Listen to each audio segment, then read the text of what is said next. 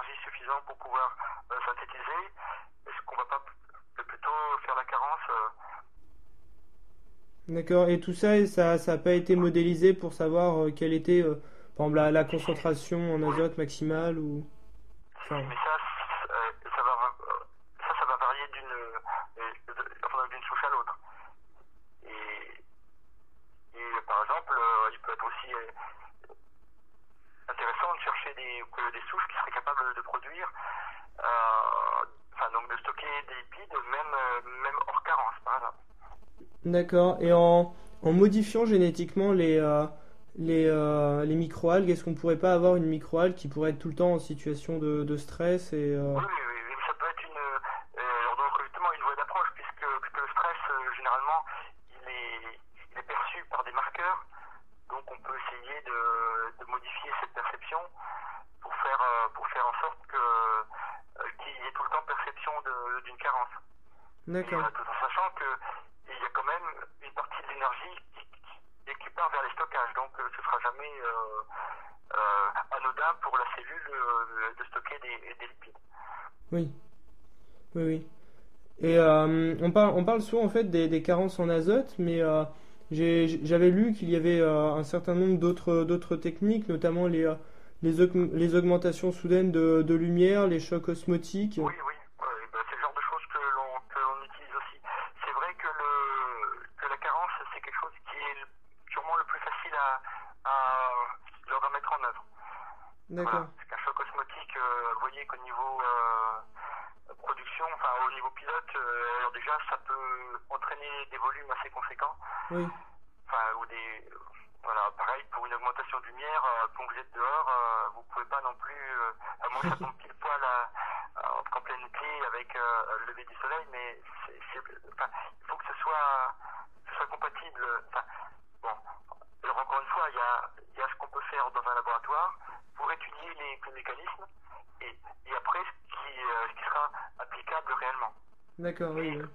de toute façon, toutes les manips faites au laboratoire permettent de comprendre quels sont justement les mécanismes qui amènent à ce stockage. Et il y a une réflexion aussi, je suppose, sur la cinétique de reproduction des microalgues en quatre phases. Oui, mais enfin ça, de toute façon, c'est le cycle. Enfin, généralement, quand elles sont cultivées dans de bonnes conditions, c'est la multiplication, comment dire, non sexuée. Enfin, ça y est, je sais plus le nom. Enfin bon, bref. D'accord.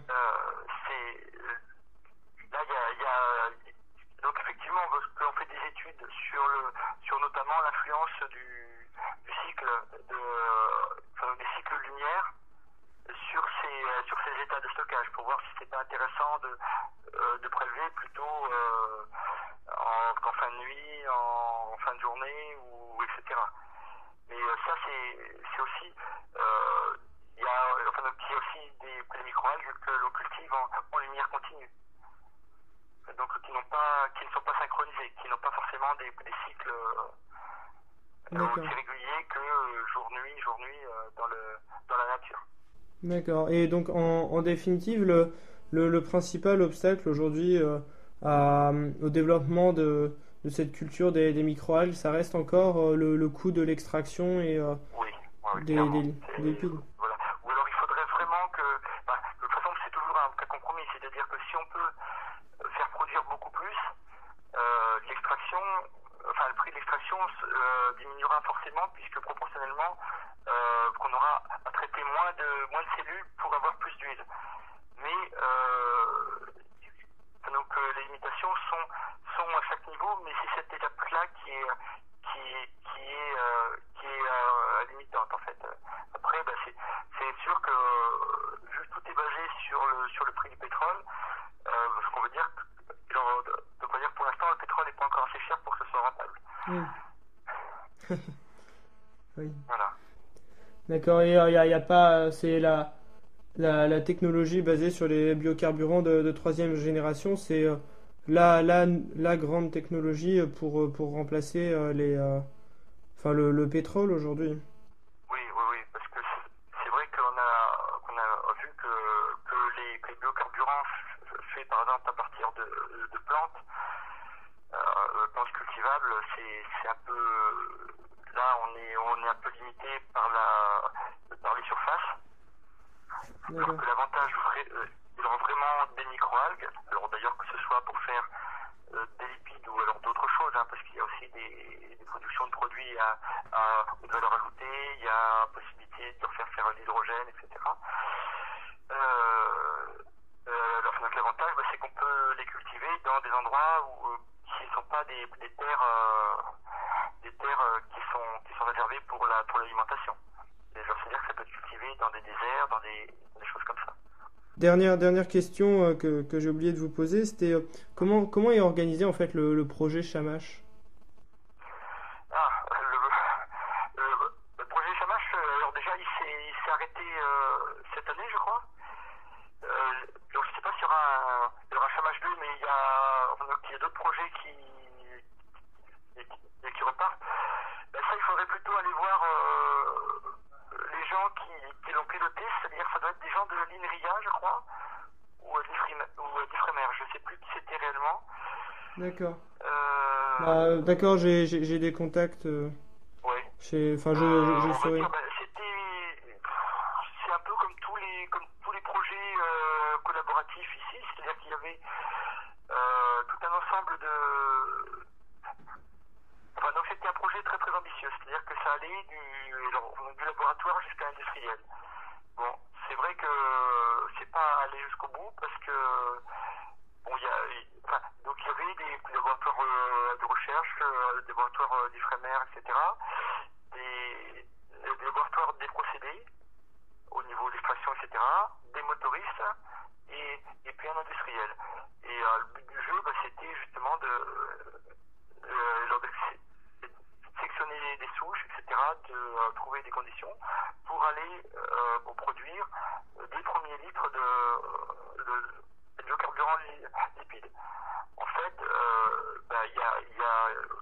alors, je ne suis pas allé à la réunion bilan, mais je ne sais même pas si elle a eu lieu encore.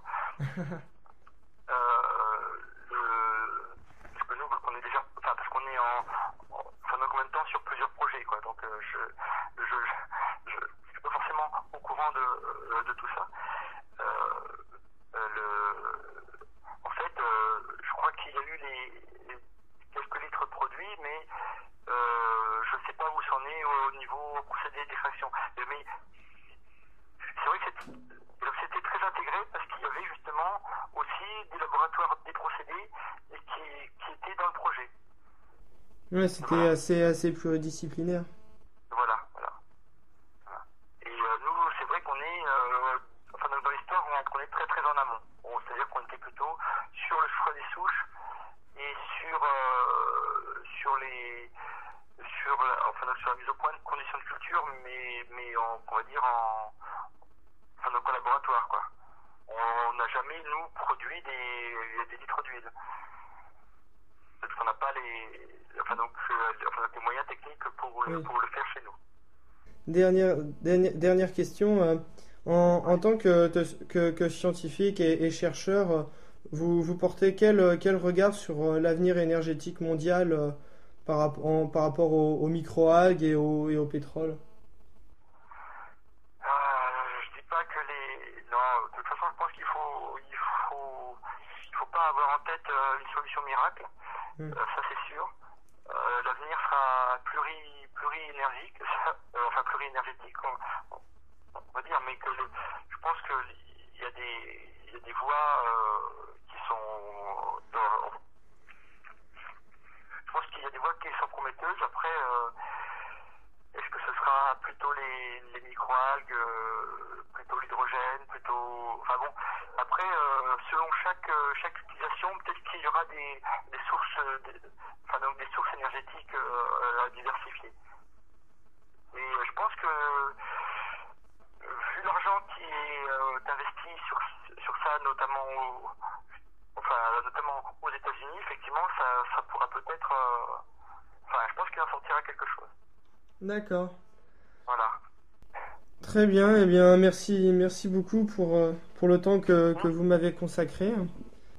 Et puis bah bonne continuation dans vos travaux de recherche.